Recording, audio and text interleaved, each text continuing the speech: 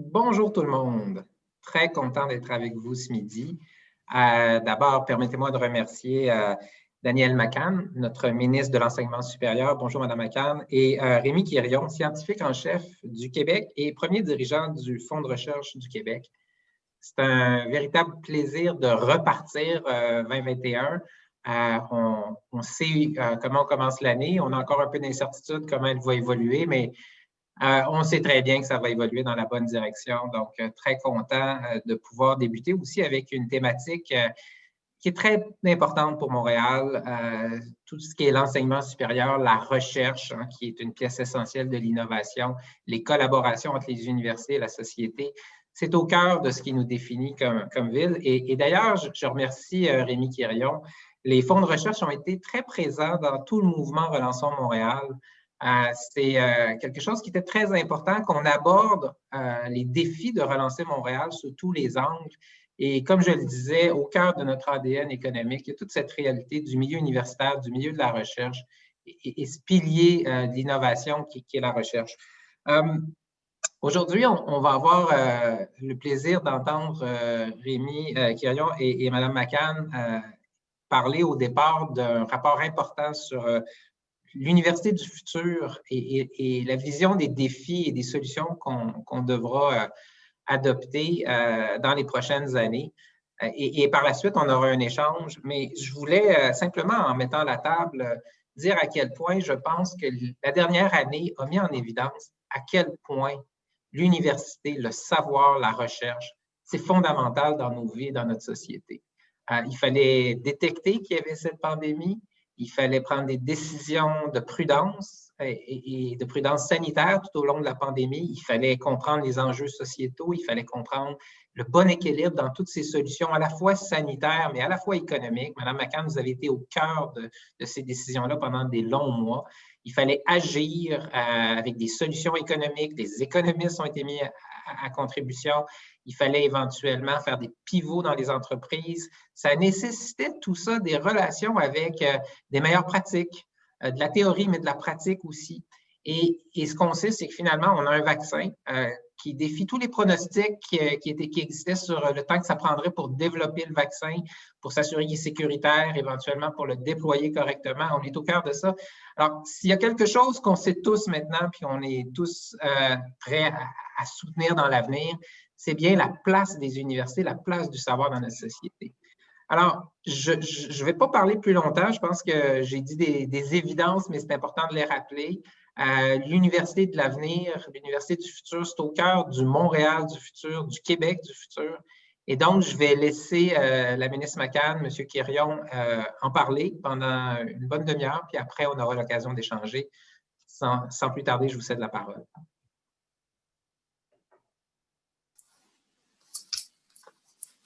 Merci, merci beaucoup, Michel. Et bienvenue à tout le monde, bienvenue, Madame la ministre, à cette causerie. Je voudrais ici remercier plusieurs des participants de l'activité d'aujourd'hui ont été très impliqués dans les consultations que l'on a faites au cours des derniers mois sur l'Université du futur, des consultations en ligne, mais aussi 4 journées de consultation, bien sûr, virtuelles en novembre dernier. Ça nous a conduit à soumettre à la ministre le rapport final qui devrait être rendu public début février. Donc, encore une fois, merci beaucoup des participations, plein de gens de différents milieux de la société civile ont été impliqués, en plus, bien sûr, des étudiants, des professionnels de recherche, des chargés de cours, des professeurs, des administrateurs universitaires, des collèges. Donc, énorme participation, très riche, qui a fourni beaucoup de suggestions, de recommandations. Et maintenant, on va passer à l'étape plutôt de l'actualisation de certaines de ces recommandations-là. Ma première question pour vous, Madame la ministre, la pandémie. La pandémie, bien sûr, a créé de nombreux défis pour le Québec en général, mais beaucoup de défis pour nos collèges, pour nos universités. D'après vous, qu'est-ce qui va rester dans ce défi-là? Comment ça va avoir changé nos universités? le lien de nos universités avec la société, le lien de nos universités avec le gouvernement du Québec. Bien, merci pour votre question. J'en profite pour vous saluer et vous remercier là, vraiment de votre grand leadership dans ces travaux fondamentaux là, que vous avez fait avec un groupe important là, de collaborateurs, collaboratrices pour l'Université du futur. Je veux saluer également M. Leblanc, remercier la Chambre de commerce de cette invitation et tous les participants. Je sais que vous êtes nombreux et qu'il y a beaucoup de participants qui viennent du milieu universitaire, mais aussi collégial. Et ça, c'est intéressant. Hein? On parle beaucoup d'interordre. C'est un mot que j'ai appris quand je suis arrivée au ministère de l'enseignement supérieur. Et on va en parler au cours de notre discussion certainement. Puis il y a beaucoup de représentants aussi des entreprises du monde de l'industrie du Québec. Alors, je suis très contente de pouvoir participer à ce dîner causerie. Donc, évidemment, la question du jour, la pandémie. Et on est évidemment dans cette deuxième vague et on vit un impact majeur. Les gens qui participent aujourd'hui à ce dîner causerie le savent, les gens qui travaillent dans les universités, les collèges, les cégeps et les étudiants. Ça a un impact majeur, on le sait, on en parle beaucoup, avec raison d'ailleurs, l'impact sur nos étudiants, l'isolement, la motivation. Nous, on est très préoccupés. L'objectif premier, c'est la réussite parce que vous le savez comme moi, la réussite de nos étudiants, c'est un gage de succès. C'est un gage de succès de la reprise économique, la relance économique et de la santé économique et sociale du Québec. Alors, très important comme dossier. Je le salue également les professeurs, les enseignants dont la charge de travail a augmenté, qui ont dû revoir complètement leur méthode d'enseignement. Donc, cette agilité dans les universités, les collèges, les cégeps, très grande. Nous, comme gouvernement, on a beaucoup voulu soutenir. On a investi des budgets importants, 215 millions, pour du matériel, pour du soutien pédagogique, pour du soutien psychologique. On parle beaucoup de la santé mentale avec raison. Alors, très important. Mais il faut dire également que la pandémie, c'est un accélérateur de changement. Moi, je l'ai vu comme ex-ministre de la Santé, dans le domaine de la santé. On y reviendra d'ailleurs, par exemple, la téléconsultation au niveau des interventions médicales et autres. Bien, il y a des parallèles à faire au niveau des universités et des collèges. C'est une transformation profonde. L'enseignement à distance, la formation à distance, elle est là pour rester. Elle avait déjà débuté avant la pandémie et elle est là pour rester, mais d'une autre façon probablement que ce qu'on vit actuellement, parce qu'actuellement, on est à peu près tous en enseignement à distance. Et évidemment, on veut revenir avec beaucoup de présentiel. Mais on apprend des choses actuellement qui vont nous servir pour le futur. Il va falloir se pencher sur la qualité de la pédagogie, autant pour tous les domaines qui nous amènent dans le secteur des entreprises économiques que dans les domaines comme la santé et l'éducation, où est-ce qu'on a besoin évidemment beaucoup de main-d'œuvre. Mais ça a mis en lumière également, et M. Leblanc en parlait d'entrée de jeu, comment les collaborations sont importantes. Ça nous apprend ça, la pandémie. On est arrivé à un vaccin parce qu'on a collaboré au niveau de l'international de façon avec laquelle on n'a pas collaboré peut-être autant, certainement au niveau des vaccins dans le passé. Ça, Rémi Quirion est beaucoup mieux placé que moi pour vous en parler. Mais cette collaboration, on la voit qui se développe davantage au niveau, à l'intérieur des établissements, à l'intérieur aussi des ordres, par exemple, tout ce qui est universitaire, mais aussi entre les universités, les collèges et les cégeps. Alors ça, c'est aussi un effet accélérateur. Mais le rôle des universités et des collèges, c'est aussi, comme le dit Rémi Quirion et Michel Leblanc, d'apporter des solutions à la crise sanitaire. Mais il y a d'autres crises que nous vivons également, la crise climatique, etc. Et on a des professeurs, des professionnels, des experts qui nous aident tous les jours là, dans ces crises-là. Et il y a un rôle majeur de l'Université du futur dans ce sens-là.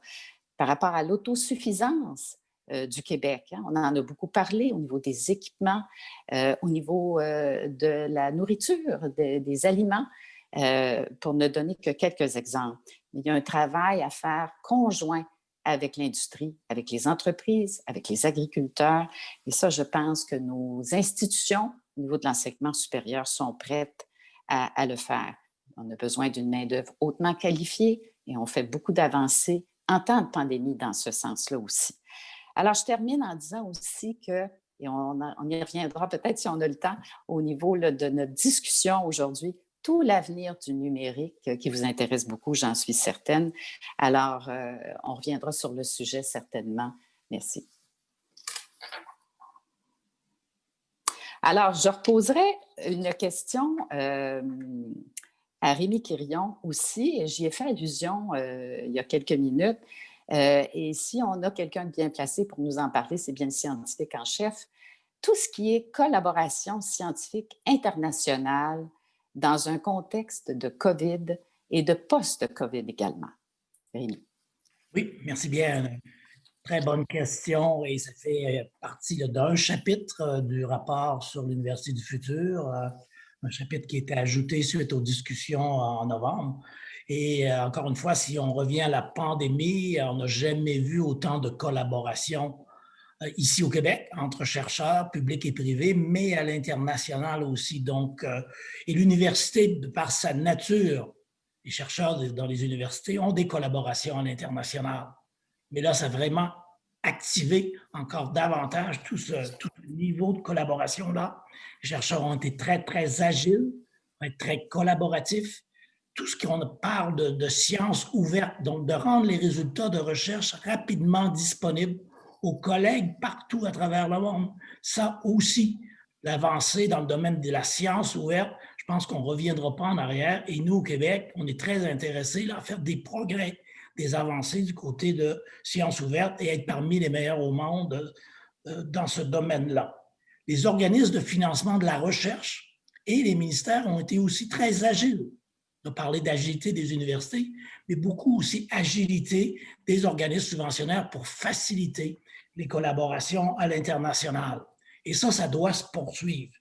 Donc, moi, ce que j'aimerais bien, si on rêve un peu ici, c'est vraiment d'avoir davantage de nos chercheurs qui vont devenir des leaders de très grands consortiums internationaux.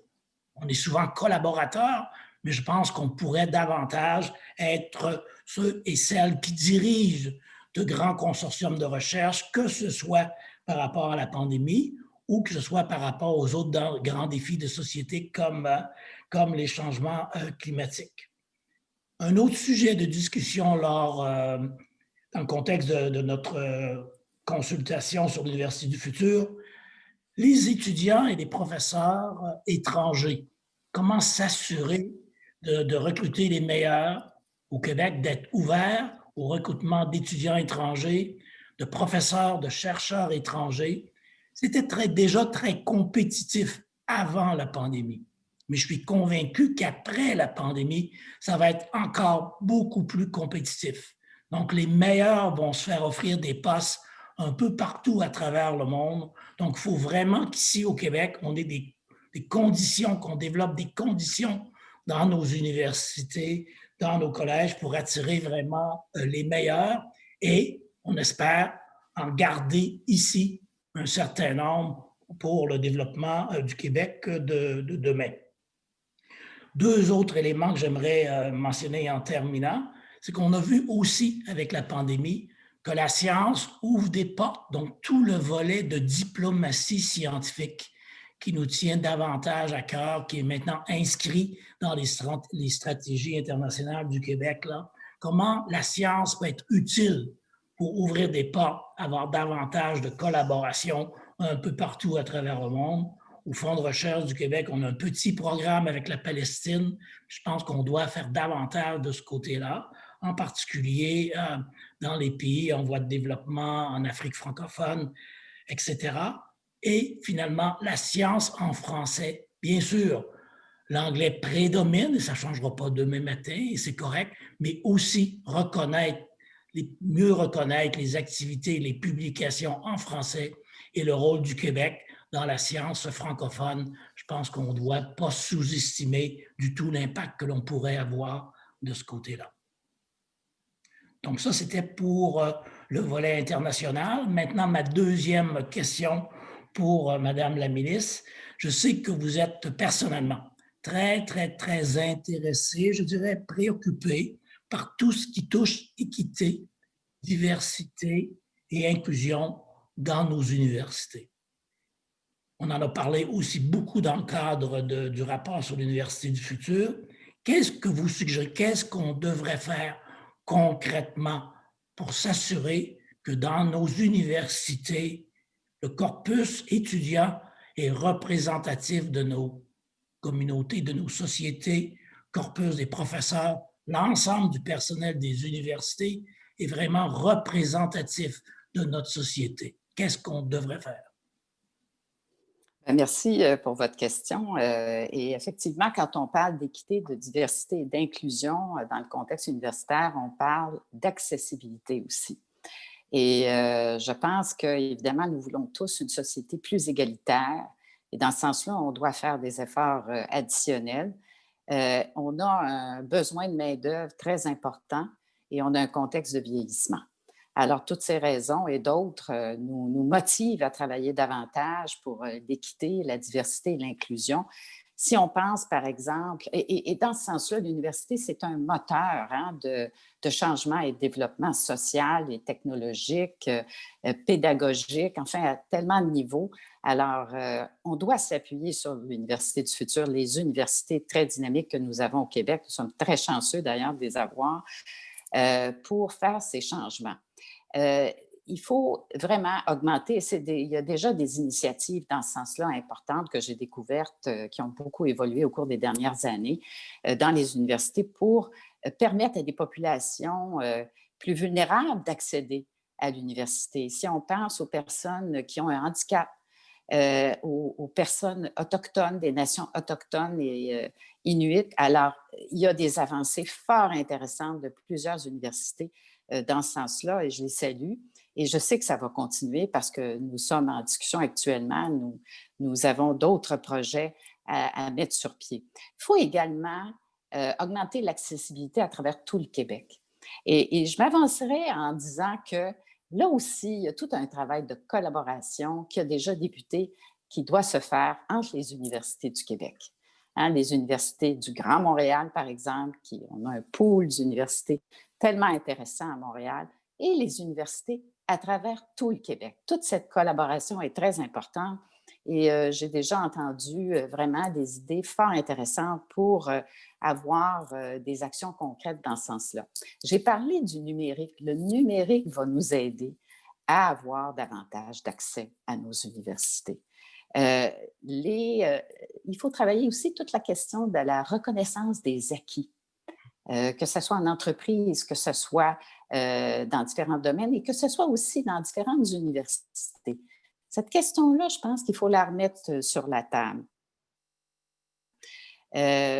Autant au niveau là, des universités, des cégep, il faut travailler ensemble cette question d'accessibilité. On entend plusieurs personnes des cégeps et des collèges aujourd'hui qui participent. Il faut aussi adapter nos formations. On en parle beaucoup, mais on le fait aussi beaucoup avec les entreprises. On travaille beaucoup avec le ministère du Travail, de l'Emploi, de la Solidarité sociale actuellement. Et ça aussi, c'est très important pour la diversité du corps.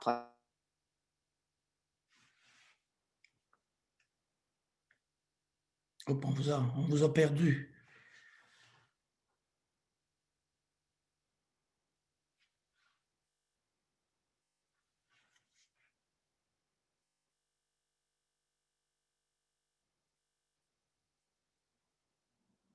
Je pense qu'on a perdu Madame la ministre.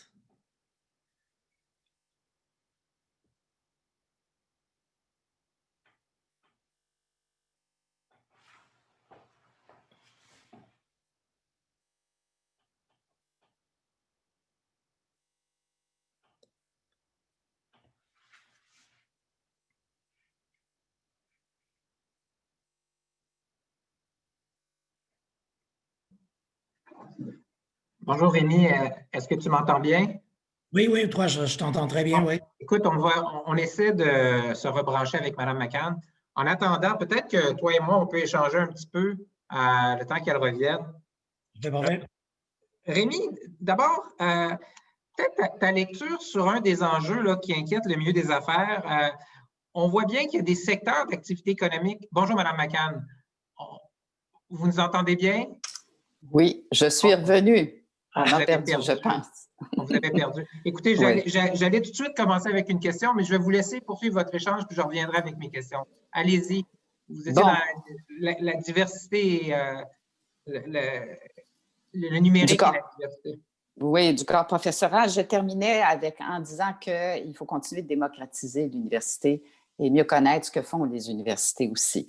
Alors, si nous avons un petit peu de temps encore, je poserai une question concernant la liberté académique à Rémi Quirion. C'est un sujet qui a fait les manchettes là, dernièrement, on le sait tous, et c'est un sujet fondamental au niveau des universités. Alors, j'aimerais évidemment que vous entendiez Rémi Quirion là-dessus, étant donné aussi qu'il y a eu beaucoup de discussions dans les travaux qui ont donné lieu au rapport là, sur l'Université du futur. Monsieur Quirion. Oui, un sujet très, très important. Pas facile, on le sait bien, mais encore une fois, important et qui demande beaucoup de réflexion. Comme vous l'avez dit, on a eu beaucoup de discussions en virtuel, pendant les consultations en ligne, mais aussi lors des 4 journées de réflexion.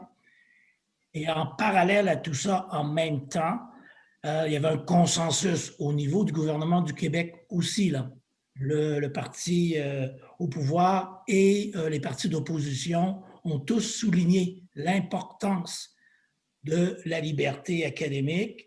On a tous souligné, les participants aussi, lors des 4 journées de consultation, l'importance de la liberté académique et qu'on doit prendre position là-dessus.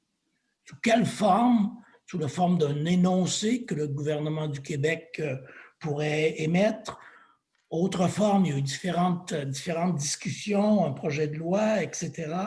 Mais c'est certain que c'est fondamental pour le futur de nos universités. Et bien sûr qu'en disant ça, il y a aussi certaines balises à tout ce qu'on appelle liberté académique. Mais quand même, je pense que c'est important de prendre position et d'être très clair sur ce sujet, tout en respectant, bien sûr, l'autonomie institutionnelle. Donc, oui, on doit baliser ça au niveau du gouvernement du Québec, mais en respectant l'autonomie institutionnelle. Je pense qu'on doit réaffirmer et vraiment renforcer la place de l'université et de ses professeurs dans le développement de la pensée critique. On avait la semaine dernière la journée mondiale de la logique de l'UNESCO. Je pense que la pensée critique, c'est vraiment à l'université, qui est un endroit de débat qui doit être ouvert et respectueux, qui ne devrait pas être limité là, par la censure ou des groupes de pression. Donc, en 2, 3 mots, consensus lors des consultations, consensus au niveau du gouvernement, et certainement que ça va être un des chantiers importants à donner suite là, au rapport sur l'Université du futur.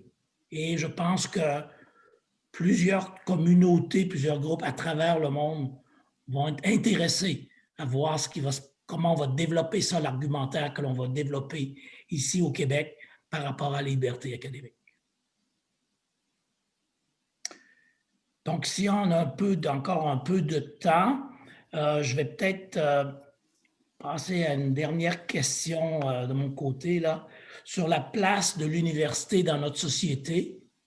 Le bien commun, la participation citoyenne, les liens avec le secteur privé pour le développement économique et l'innovation au Québec. Certainement que Michel Leblanc va revenir sur ça, mais déjà, j'aimerais vous entendre là, sur la place de notre université, de nos universités dans notre société, que ce soit à Montréal ou en région. On en a parlé beaucoup aussi dans notre rapport. Oui, bien, encore une fois, merci pour cette question-là parce que c'est une question quand même fondamentale. Et les universités, j'oserais dire, sont au cœur de notre société, hein, de l'évolution de notre société. Quand on prend comme exemple ce qu'on met sur la table beaucoup, à raison actuellement, comment c'est important cette relance économique du Québec, ben, les universités, les collèges et les cégeps aussi, mais étant donné que nous parlons des universités aujourd'hui, elles sont au cœur de cette relance. Et on fait allusion justement, entre autres, à des zones d'innovation qui devraient être annoncées bientôt, sur lesquelles nous travaillons énormément. Et c'est un chantier absolument extraordinaire parce que c'est une avancée importante que d'avoir ce travail qui a déjà débuté il y a plusieurs années, vous allez me dire, mais qui s'intensifie entre des universités, des collèges aussi, des entreprises et des municipalités à travers tout le Québec. Et il y a Montréal aussi qui est impliqué dans ces travaux-là et qui vont donner lieu à des avancées absolument extraordinaires dans plusieurs champs d'activité. Alors, ces zones d'innovation vont contribuer à la relance économique du Québec et se font grâce, évidemment, à la participation très, très active de nos universités. Il y a également tout le forum qui existe, qui a été mis sur pied sur la requalification des travailleurs. Quel point c'est fondamental, je n'ai pas besoin de vous le dire, vous le savez autant que moi. Et c'est un chantier qui a été mis sur pied avec le ministère du Travail et de l'Emploi et de la Solidarité sociale, mais auquel nous participons activement suite au forum sur la requalification des travailleurs.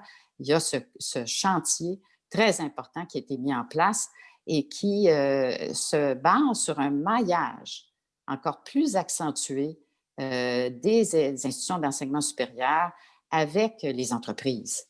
Et ça, c'est une voie de succès. Et il faut que ça s'accentue.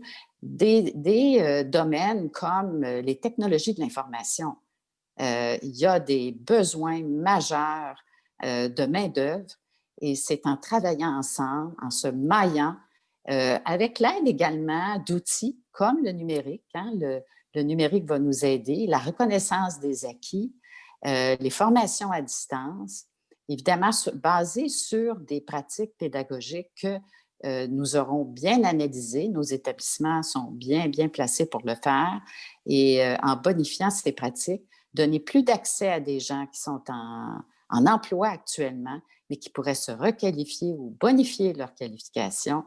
C'est une voie qui va nous amener très loin au Québec et qui va davantage démocratiser justement le savoir.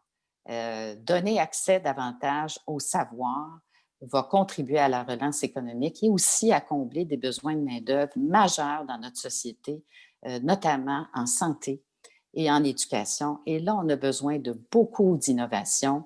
Et je vais vous dire aujourd'hui que moi, ce que je vois dans les institutions d'enseignement supérieur et dans notre société, c'est cet élan vers l'innovation qui a même été accéléré par la pandémie.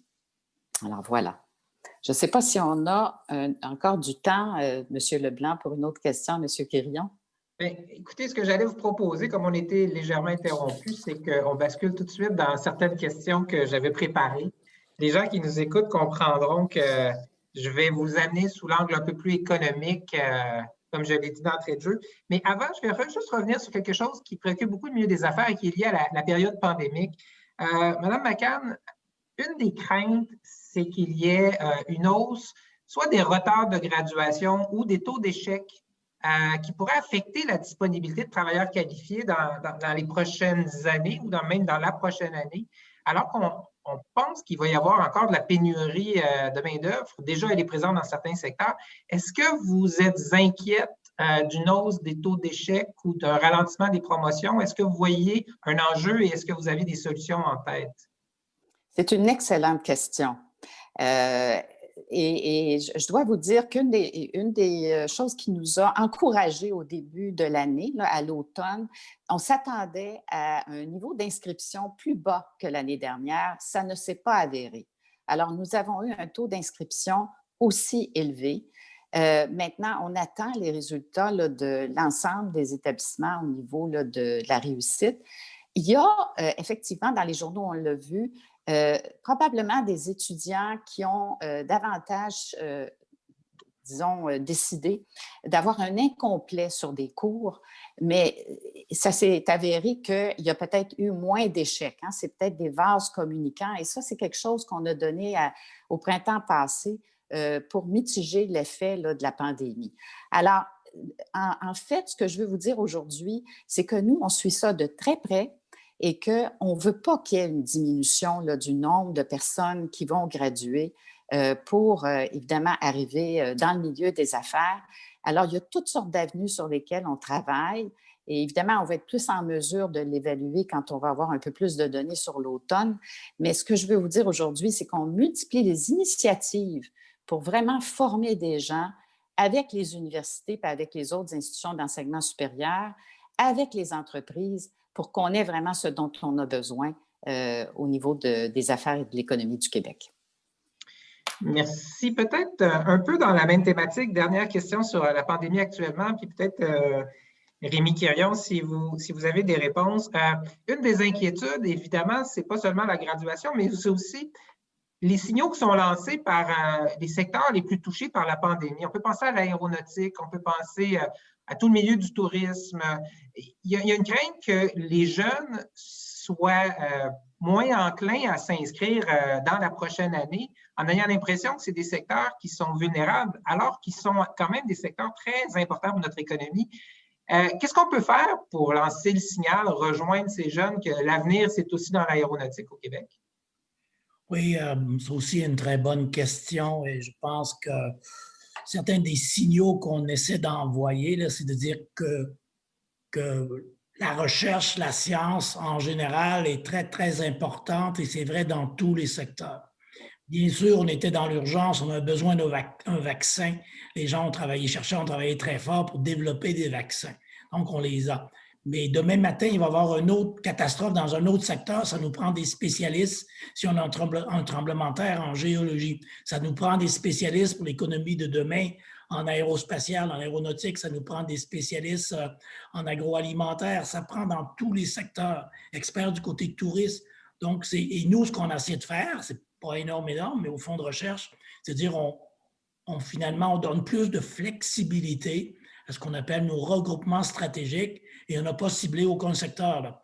Tous ceux qui ont des subventions actives, on a prolongé les subventions d'une année. On essaie aussi d'être beaucoup plus flexible avec nos étudiants gradués, donner plus de temps pour terminer leurs études. Je pense qu'il faut vraiment, là, au niveau des conseils subventionnaires, que ce soit au Québec ou au Canada, avoir beaucoup plus de flexibilité et de dire à nos jeunes, les secteurs sont importants. Si vous aviez pensé aller en aérospatial, en aéronautique, allez-y.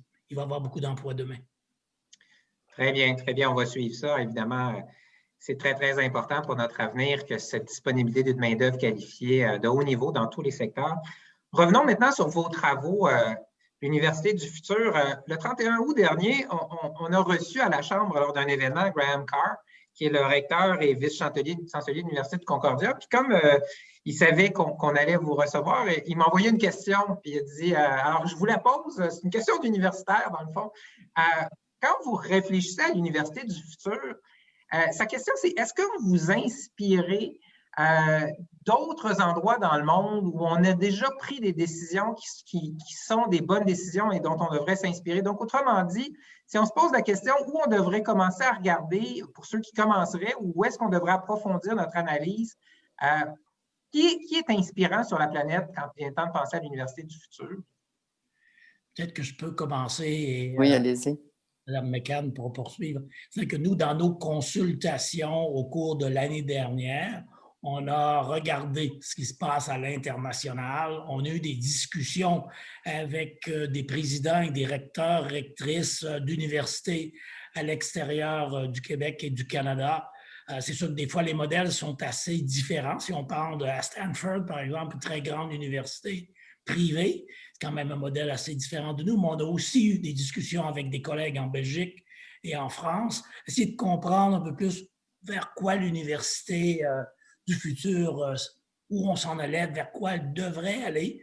Et pour moi, c'est l'université de demain, l'université du futur, une université qui facilite vraiment les cursus particuliers des étudiants. Donc, peut-être un peu moins un carcan là, très, très rigide, mais être ouvert à des possibilités pour que l'étudiant, oui, prenne des cours en droit s'il veut devenir avocat, mais en même temps peut essayer de connaître un peu plus l'environnement, la santé, le génie.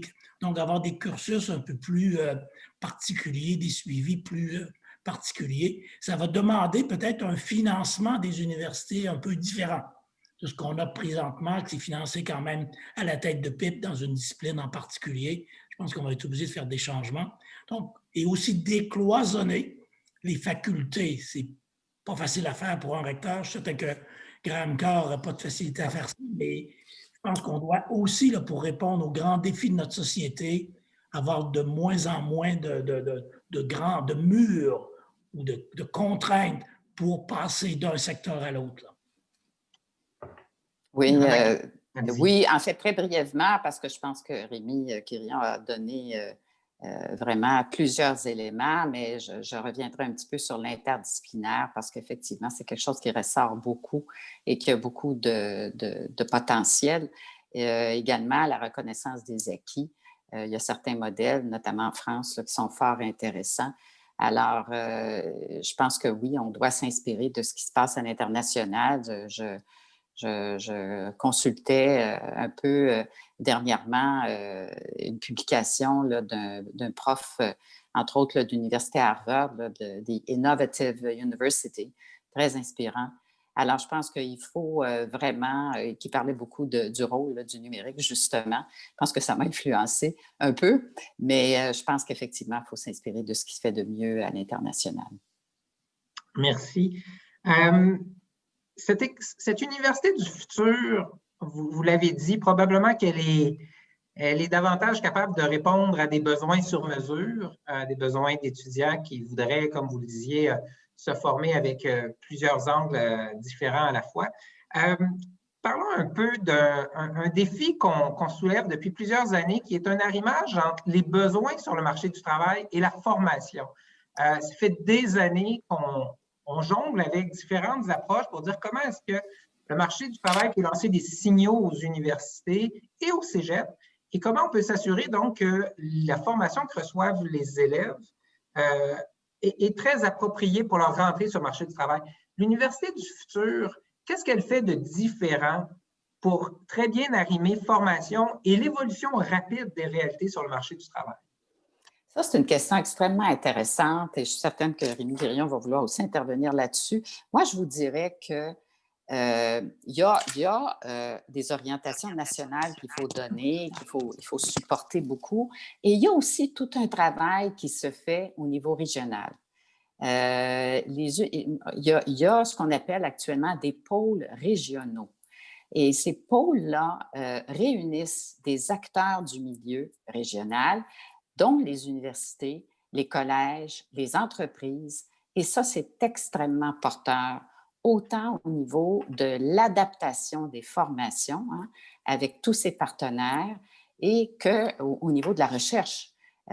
Donc, moi, je pense que ça, c'est une avenue qu'on se donne au Québec qui a débuté il y a quelque temps, mais qu'on renforce actuellement.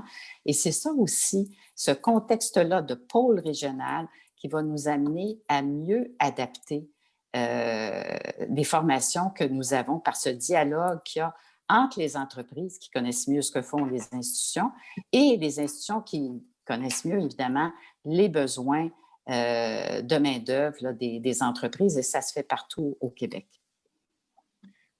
Peut-être je pourrais ajouter certainement une des approches, et certaines de nos universités utilisent déjà ce modèle-là, c'est d'avoir de plus en plus de stages en milieu de pratique pour nos jeunes lors d'une formation au premier cycle ou les cycles plus avancés, vraiment, allez-vous être sur le terrain dans l'entreprise et ça permet de commencer à se connaître et se comprendre. Et par la suite, ça peut générer vraiment là, de nouveaux types d'emplois dans cette industrie-là. Donc, davantage de stages et dans tous les secteurs. Parce que des secteurs, peut-être en génie, par exemple, ça existe depuis plus longtemps, dans d'autres, peut-être un peu moins. Donc, c'est important d'avoir l'opportunité d'avoir des stages partout pour nos jeunes dans tous les types d'industries et même dans tout ce qui est plus près peut-être des musées, des arts et tout ça, aussi d'avoir l'opportunité d'avoir des stages de ce côté-là. Autre élément, je pense, c'est d'avoir aussi, de valoriser davantage la formation pendant toute la vie. Donc, d'avoir une société vraiment apprenante. Là. Oui, tu as ton diplôme universitaire, mais c'est le début de l'apprentissage et avoir beaucoup plus de flexibilité. Il y en a déjà, mais il devrait en avoir davantage et que ça soit plus valorisé. Parce que souvent, on avait dans notre tête la formation continue et tout ça. Ah oui, c'est un peu plate. Et bon. Mais je pense qu'il faudrait rendre ça plus sexy, si on veut. Et on en parle un peu aussi dans notre rapport. Là. Je pense qu'une formation tout au long de la vie pour s'assurer qu'il n'y ait pas des groupes de travailleurs qui restent en arrière parce qu'ils n'ont pas, ils ne connaissent rien au numérique. Ou des choses. Donc, je pense que ça va être de plus en plus important d'offrir ce genre de formation-là par nos universités et finalement, oui, être près des besoins du milieu industriel, mais en même temps aussi continuer à former des philosophes et des sociologues. On en a besoin aussi. Chez Ubisoft, ils engagent beaucoup de PhD en philosophie. Très important de mélanger un mathématicien avec un philosophe et c'est là que ça devient très créatif. Je rappelle souvent que pour des entreprises qui veulent déployer des activités en Chine, ça peut être important d'avoir un bon sociologue dans l'équipe de direction pour comprendre les différences entre la perception des réalités sociales là-bas et ici. Donc, je rappelle à tout le monde que le milieu des affaires est rarement très obtus et beaucoup plus ouvert à toutes ces compétences qui sont essentielles pour réussir en affaires. Ce n'est pas seulement des techniciens et des spécialistes pointus.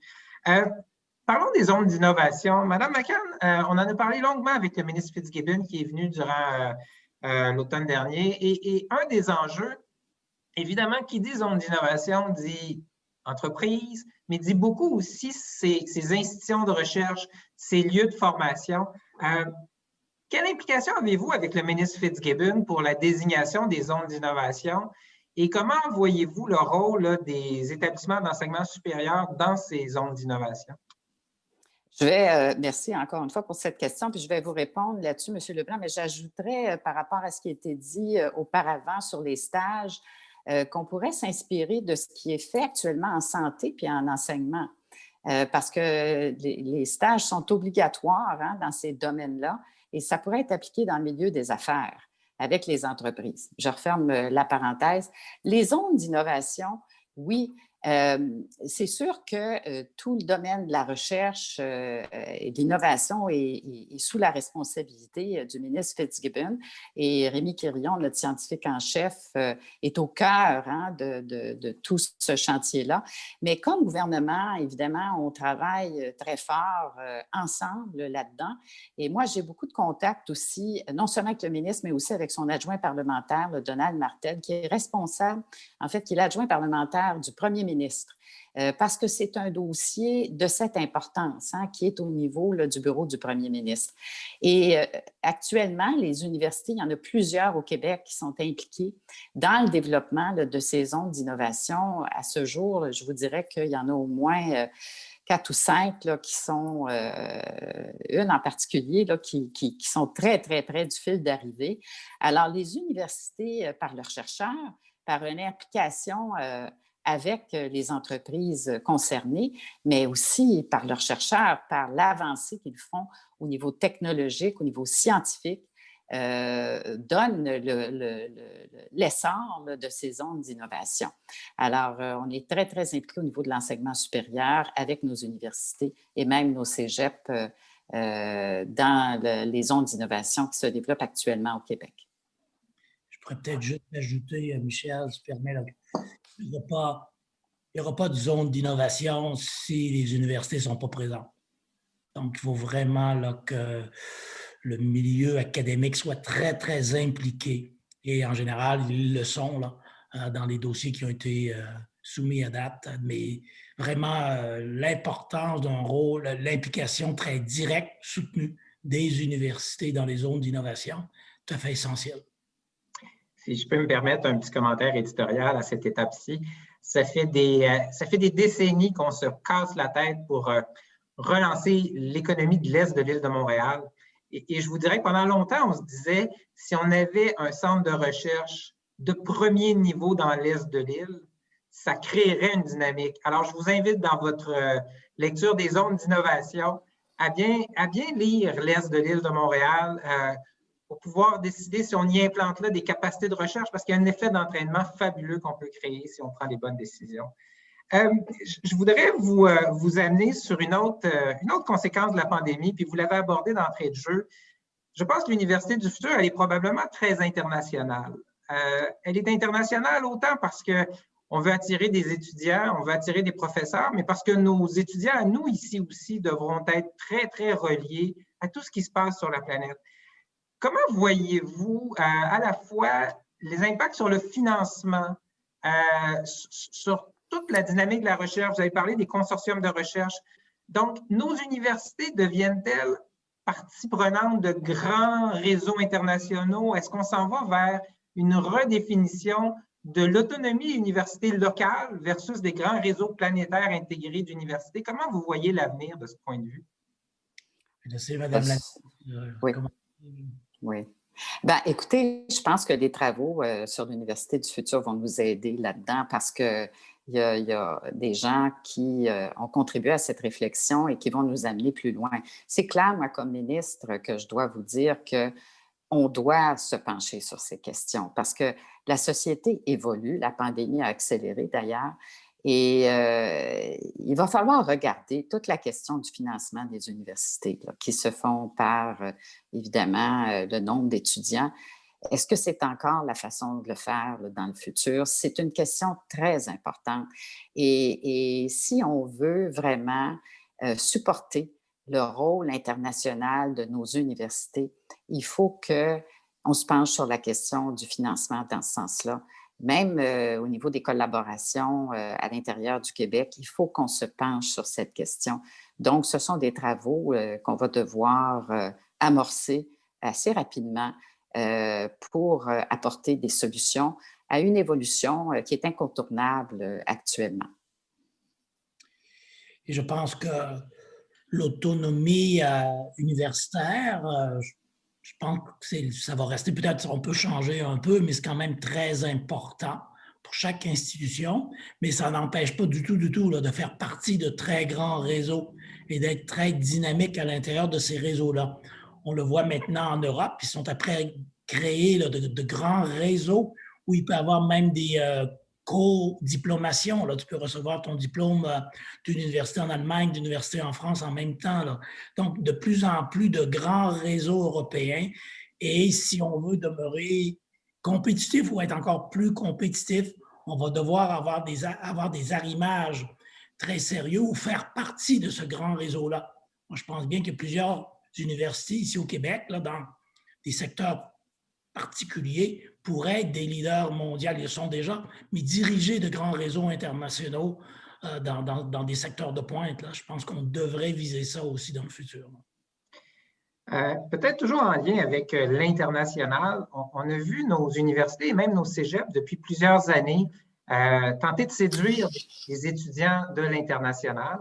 Et ici, un des outils qu'on avait développé, c'était le fameux PEC, le programme de l'expérience québécoise, qu'on a ajusté dans la dernière année. Ça avait été un peu mouvementé, mais ma question est plutôt, si on regarde vers l'avenir, dans quelle mesure est-ce qu'on peut se dire qu'on va vouloir attirer des étudiants dans nos écoles, dans nos universités, et qu'ils restent ensuite? J'amène cette question parce que, encore une fois, ce qui inquiète le milieu des affaires, c'est une forme de pénurie appréhendée là, de travailleurs qui va venir. Et donc, ce qu'on me demande de vous demander, c'est est-ce qu'on peut penser qu'on va être très actif pour attirer des étudiants internationaux et les convaincre de rester par la suite ici au Québec? Ben, écoutez, les étudiants internationaux, ça a augmenté de façon très importante dans les 10 dernières années, hein, on le sait tous. Actuellement, ça représente 16 des étudiants au niveau universitaire. C'est quand même, au niveau des institutions de l'enseignement supérieur, c'est quand même très, très important. Et on en a à peu près autant qui viennent des pays francophones que du reste du globe. Alors, c'est une question fondamentale parce qu'on a besoin de cet apport là, international. On a une pénurie de main-d'œuvre, alors on doit aller chercher ces étudiants internationaux. C'est comment on va le faire, puis aussi la rétention. Évidemment, on doit travailler avec le ministère de l'Immigration là-dessus et comment retenir plusieurs de ces étudiants au niveau de notre société québécoise. Je pense que l'enjeu, il est là aussi parce que le taux de rétention pourrait probablement être augmenté là, à ce moment-ci. Et ça, c'est vraiment une solution pour la pénurie de main-d'œuvre que nous avons là, au Québec. Oui, et on a quand même beaucoup d'avantages au Québec là, en termes de... Lorsqu'on va ressortir de la pandémie, quand même, sur Montréal, au Québec en général, les gens aiment quand même vivre au Québec. Là, donc, on a cet avantage-là.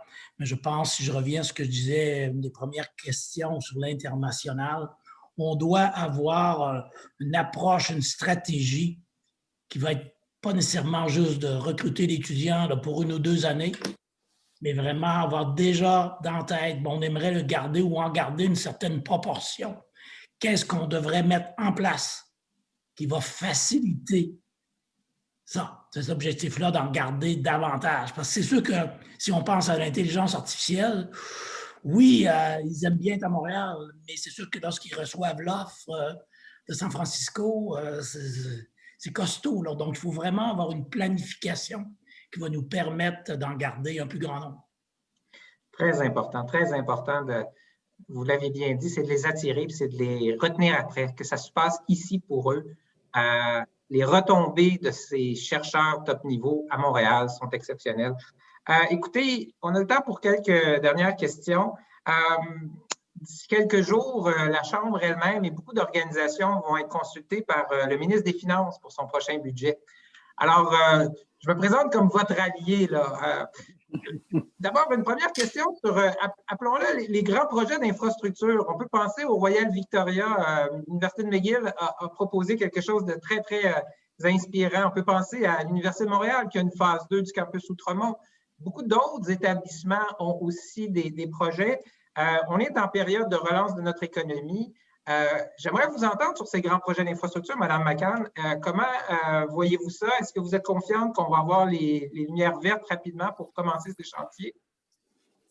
Ah, écoutez, on y travaille très fort, puis on travaille aussi avec le Conseil du Trésor là-dessus. Hein? Alors, c'est une question très pertinente parce qu'on est vraiment dans le moment de l'année là, où on est en train de discuter. Et je vous dirais qu'il y a tout un travail qui a été fait là, par l'équipe du ministère de l'Enseignement supérieur pour préparer ces dossiers avec les établissements. On a des besoins importants au niveau de l'enseignement supérieur, au niveau de nos universités, ou de nos cégeps aussi à Montréal. Comme vous savez, on va avoir une augmentation très importante des étudiants au cégep dans les prochaines 10 années, il faut y voir. Mais ça vient au niveau de l'université aussi, tout de suite après. Mais actuellement, on a des besoins et j'ai bien conscience des projets fort intéressants des différentes universités au Québec et notamment à Montréal. Alors, et les recteurs, rectrices qui participent aujourd'hui savent que je suis très, très sensible et que je vais défendre le plus possible en autant, là, évidemment, il faut tenir compte des moyens de l'État, mais le plus possible, les dossiers en enseignement supérieur au niveau là, du PQI et j'espère qu'on va arriver à bon port cette année. Et peut-être toujours dans le même ordre, sur la question du financement universitaire, on a eu il y a plusieurs années un grand débat de société, on s'en rappellera tous, sur les frais universitaires. Avec l'internationalisation de nos universités, on va recruter à l'étranger, on a des étudiants qui vont à l'étranger. Est-ce qu'on est prêt à faciliter l'internationalisation de nos étudiants? Il y a des gens qui me faisaient remarquer qu'il existe encore des bourses quand on est chanceux puis qu'on peut aller faire une session ou deux à l'étranger, mais que ça crée une certaine inéquité. C'est-à-dire qu'il y en a qui ont des moyens puis qui peuvent le faire, il y en a pour qui c'est plus difficile. Est-ce qu'on est prêt à mettre sur pied des programmes plus généreux pour aider nos étudiants à s'internationaliser durant leur apprentissage? C'est une question sur laquelle on va se pencher certainement. Ça rentre dans le grand chapitre là, de la venue d'étudiants étrangers ici, mais aussi nos étudiants qui aillent se faire former, toute l'internationalisation dont on a parlé. Alors ça va faire partie évidemment de notre analyse du financement des universités. Il y a heureusement des droits de scolarité ici au Québec qui sont quand même très favorables. Je pense qu'on est vraiment un endroit au monde où est-ce que, évidemment, les frais de scolarité sont dans les moins élevés. Avec quelques nuances. Là. Et évidemment, il faut regarder le financement général des universités. Comme je le traduisais au ministre des Finances, qui est très, très sensible à ces questions-là aussi, on est encore sous-financé au niveau des universités par rapport à la moyenne canadienne. Alors, je pense qu'il faut vraiment le plus possible y voir dans la mesure de nos moyens. Très bien. Monsieur Quirion, voulez-vous rajouter quelque chose avant qu'on complète cet échange? Peut-être juste ajouter que dans le rapport, on parle beaucoup aussi de stratégie de financement des universités en disant en bas de la moyenne canadienne. Et peut-être en termes de reprise économique, les universités, c'est un moteur économique très important. Et investir dans les universités, c'est investir dans notre futur et ça va aider beaucoup à la reprise économique. Là. Donc, on peut aider Mme McCann et les ministres aussi la convaincre, tous les gens au gouvernement qu'investir dans l'université, c'est investir dans le Québec de demain. Bien, écoutez, merci. Si je peux vous témoigner d'une chose, c'est que toute la trame commerciale du centre-ville de Montréal a hâte de revoir des étudiants. Des étudiants du Québec, d'ailleurs, qui sont moins présents sur les campus physiquement, évidemment, ces jours-ci. Les étudiants internationaux qu'on voudra accueillir de nouveau le plus rapidement possible. Donc, je fais simplement rappeler à tout le monde et vous dire à quel point les étudiants, c'est important pour le centre-ville de Montréal. Et quand je travaille présentement avec des gens qui veulent qu'on relance le centre-ville, une bonne partie des échanges portent sur ramener les jeunes au centre-ville. Et on se dit que si on ramène les jeunes au centre-ville, on va ramener l'excitation au centre-ville et éventuellement, on va y ramener l'activité commerciale. Alors, je fais simplement vous dire, aussitôt que vous pourrez le signaler aux jeunes, aussitôt que la santé publique l'autorisera, on veut les revoir, on veut les voir sur la rue Sainte-Catherine, on veut les voir sur la rue Ontario. Bref, on a hâte qu'ils soient au centre-ville. Je vous remercie énormément pour cet échange et on garde le cap. Les universités, c'est fondamental pour Montréal. Merci à tout le monde et à bientôt. Merci à vous. Merci à vous. Merci bien. Merci. Bonne fin de journée. Merci. Bonne fin de journée. Au revoir.